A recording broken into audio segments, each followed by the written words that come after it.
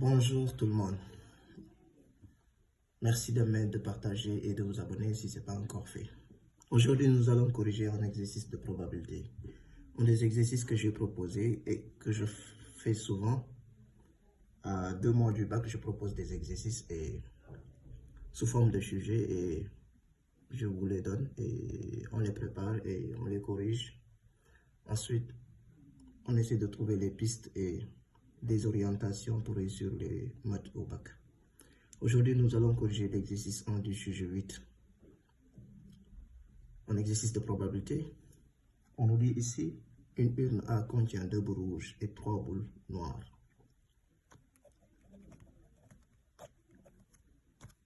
Une urne A contient 2 boules rouges, 3 boules noires. Une urne B en contient 3 rouges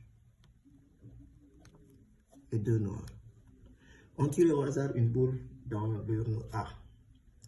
Si elle est noire, on la place dans l'urne B, sinon on l'écarte du jeu. On tire au hasard ensuite une boule de l'urne B. On considère les événements suivants. Donc on a R1, la boule tirée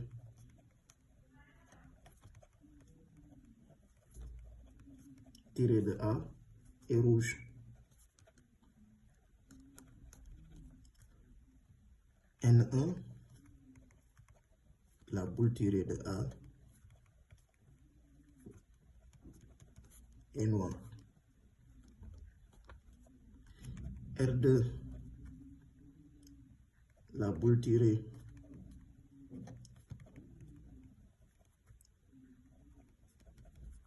de B est rouge. N2,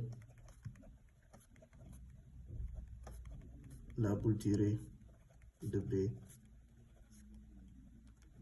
est noire.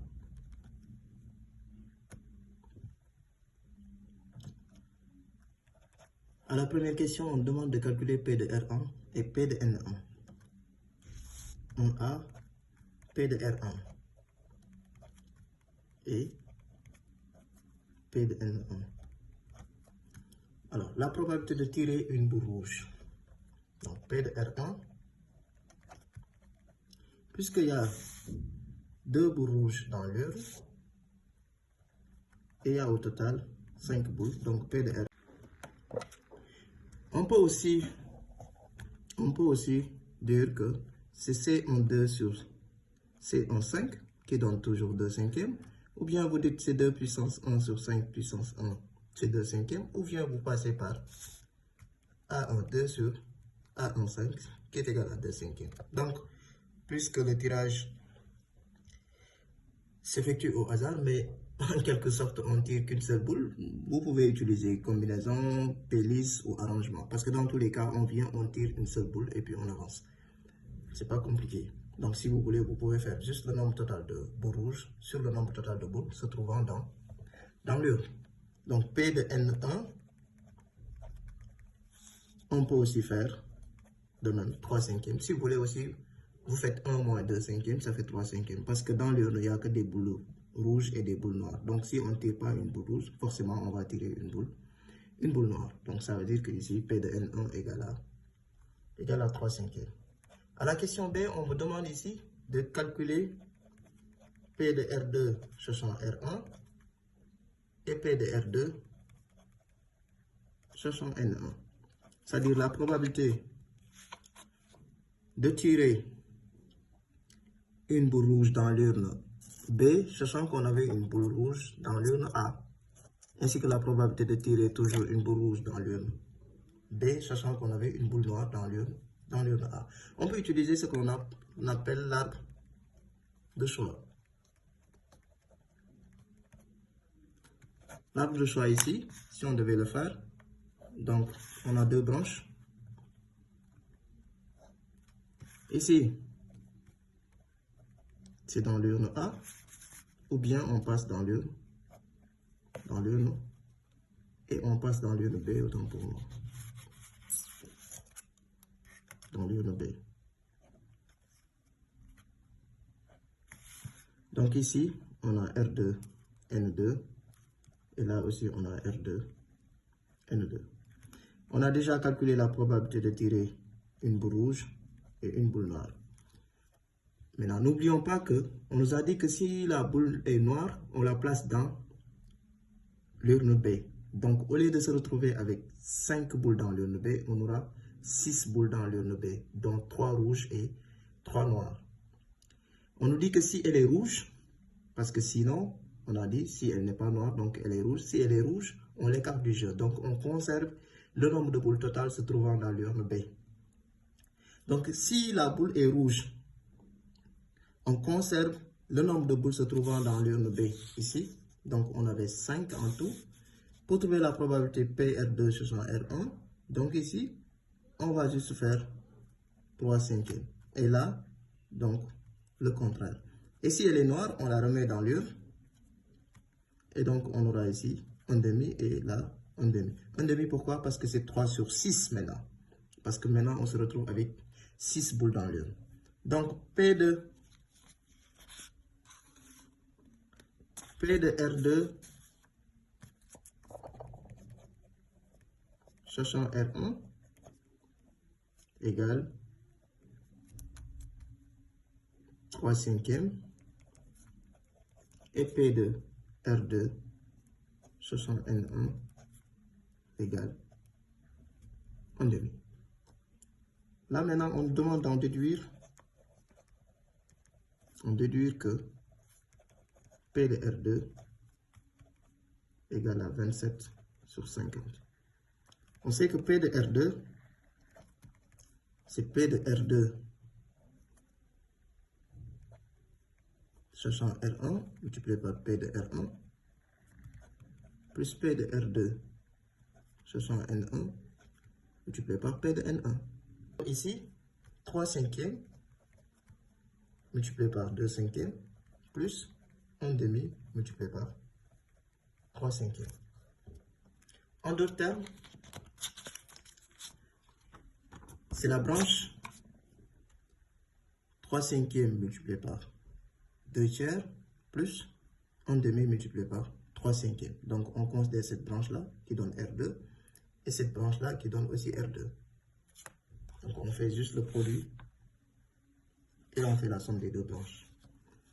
P de R2, alors, égale à ici, 6 sur 25 plus 3 sur 10. Et si on réduit au même dénominateur, ça fait 27 sur 50. P de R2, donc c'est 27 sur 50. On nous demande maintenant de calculer P de N2. On sait P de N2. On sait que si la boule n'est pas rouge, elle est noire. Si on doit effectuer un tirage. Donc si elle n'est pas rouge, elle est noire. Ça veut dire que P de N2, on peut directement dire que c'est égal à 1 moins P de R2. Donc c'est égal à 1 moins 27 sur 50. Et P de N2, donc c'est 23 sur 50. Si vous voulez aussi, vous pouvez utiliser aussi. Vous pouvez aussi branche en fil. C'est-à-dire que fini, vous avez ici N2. Cette branche-là aussi, c'est N2. Donc, vous pouvez juste faire le produit ça fois ça, plus ça fois ça. Donc, c'est l'intersection des deux et l'intersection des deux. Donc, vous faites la somme des deux. Mais c'est plus simple de passer par l'événement contraire.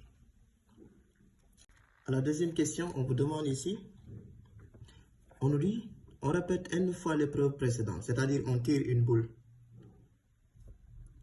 dans l'urne A. Si elle est noire, on la met dans l'urne B et puis on effectue un deuxième tirage, mais cette fois-ci dans l'urne B. Sinon, on l'écarte du jeu. Et on nous demande ici, quel nombre minimum d'essais doit-on effectuer pour que la probabilité d'obtenir au moins une fois une boule rouge de l'urne B soit supérieure à 0,99. Donc, je considère soit V, l'événement, obtenir au moins